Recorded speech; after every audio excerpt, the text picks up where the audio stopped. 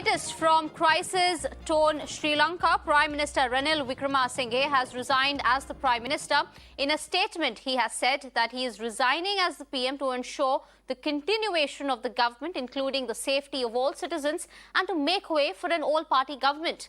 PM Ranil Wickremesinghe has also said that the government will stay till a new one is formed. He further said it must be ensured that economic recovery, such as the IMF discussions, are not hindered. As per the Prime Minister's office, this has been the statement from them. This after widespread protests emerged in the country over its economic crisis. The police earlier in the day used tear gas and water cannons to disperse the agitating protesters, but the crowds broke barricades and entered the president's house in Colombo. Over 40 people have been injured during the anti-government stir and have been admitted to the Colombo National Hospital. Padma Rao joins me live on the broadcast. Padma Rao, what is right now, the latest in terms of the political developments in Sri Lanka? We've seen the PM has announced his resignation. What comes next? Well, I mean, there's been another development. There's been violence even outside the house of the Prime Minister, the official residence known as Temple Trees. 4 journalists were reportedly attacked off a television station. They've been taken to hospital. Obviously, the security forces are out on the streets in full force because anything can happen in a situation like this. And they are obliged, by their constitution to protect whatever official residences there are. So nobody can be blamed in this situation. Coming back to the political situation, an interim government has to be formed. Yes, Mr. Ranil Wickremesinghe has agreed to go, yes. But Mr. Wickremesinghe is the politician in Sri Lanka with the maximum experience. He's also the one who is best known in international circles for the same reason. He's been in high offices through the 30 years of civil war as well and has negotiated, not always successfully, but he's the face that is known. So talks with the IMF were heading somewhere. They may not have made much progress, but they did make whatever best progress they could. Now, the question is, if you have an interim administration consisting of people who are relatively unknown outside Sri Lanka, and outside Sri Lanka is what is the key now. These are the donor countries and the lenders whom Sri Lanka has to deal with.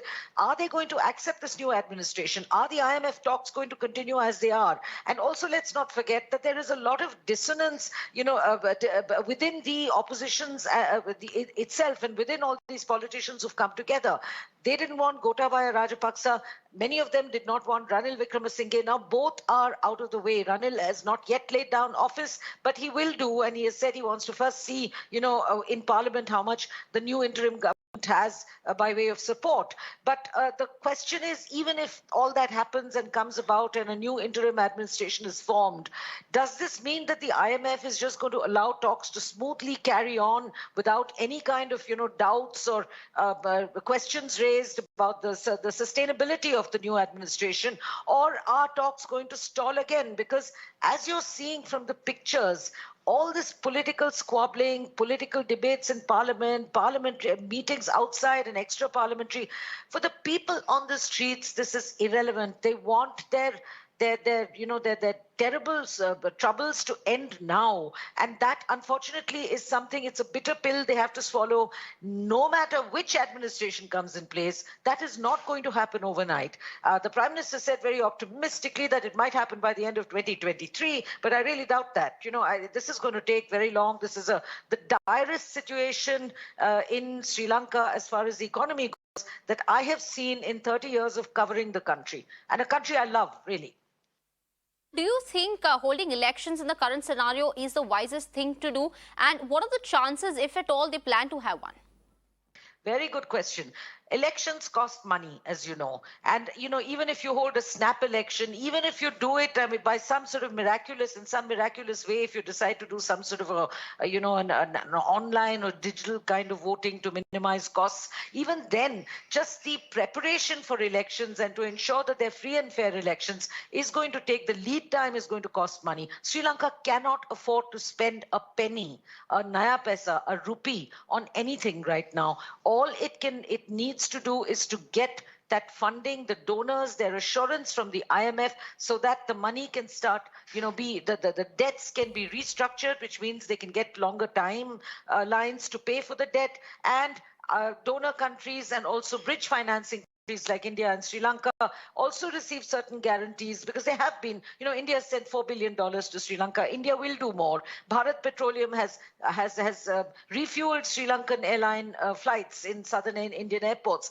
and they're willing to do more. So all in all, it's a very proud moment for India and Indians in many ways. But to what extent can this bridge financing go without some kind of backup, guarantees from the IMF or bodies like that? So even India and China, the so-called bridge financing countries, will be waiting for that guarantee. So right now, everything is focused only on assurances that Sri Lanka can give to the outside world. And in a situation like this, you're watching the pictures, you know the answers. That's right. We have some overwhelming pictures of protests and aggression on the streets out there. Thank you so much, Padma Rao, for getting us all those latest in terms of the politics of Sri Lanka is concerned. To get a sense of what exactly is happening and what is the next course of action, we spoke to one of the Sri Lankan MPs. Listen in. All party leaders meeting was held a little while ago. And it was a consensus, virtual consensus among all party leaders that the president and the prime minister must both resign. And that would certainly help to, check the protests. And then acting president would become the speaker of the house.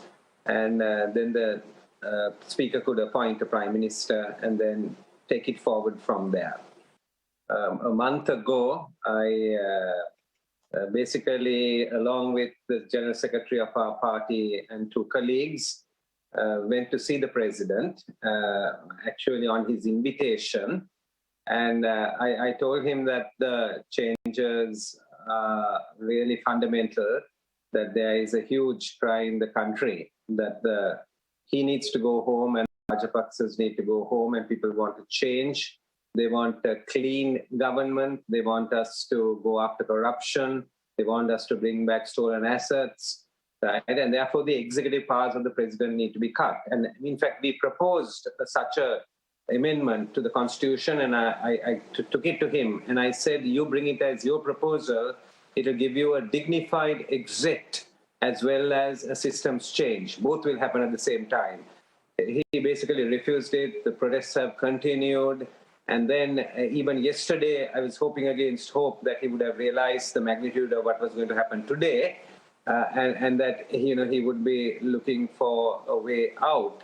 But he didn't, and he tried in different ways to stop the protesters coming in. But across the country, people decided that they were going to come in to the city of Colombo. These are unprecedented scenes. We've never seen this before, and naturally they are leading to change.